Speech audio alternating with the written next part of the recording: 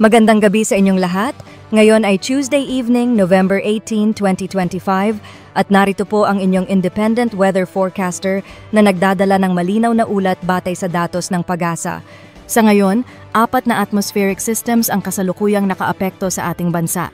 Una, ang northeast monsoon o hanging amihan ay patuloy na umiiral sa Batanes, Babuyan Islands at Ilocos Norte.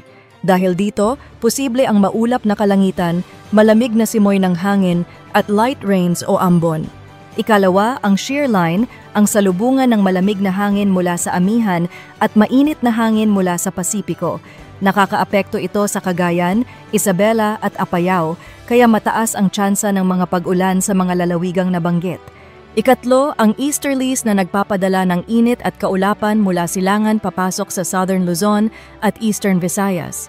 Dahil dito, mataas ang tsansa ng mga pag-ulan sa Aurora, Quezon, Camarines Norte, Eastern Visayas, kabilang ang Dinagat Islands at Surigao del Sur.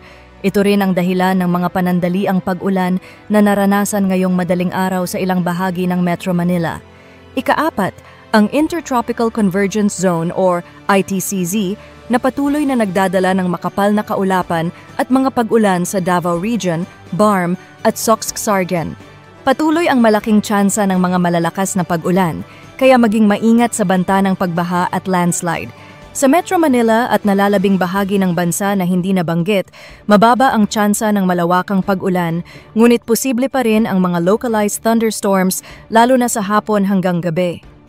Merong nakataas na gale warning sa Batanes, posibleng umabot hanggang 5.5 meters ang taas ng alon. Babuyan Islands, Cagayan, Ilocos Norte, Ilocos Sur, La Union at Western Pangasinan, posibleng umabot hanggang 4.5 meters. Mahigpit na ipinagbabawal ang paglalayag ng maliliit na sasakyang pandagat sa mga lugar na nabanggit. Sa ating weather outlook sa susunod na 3 araw, Northern Luzon, magpapatuloy ang impluwensya ng amihan at shear line.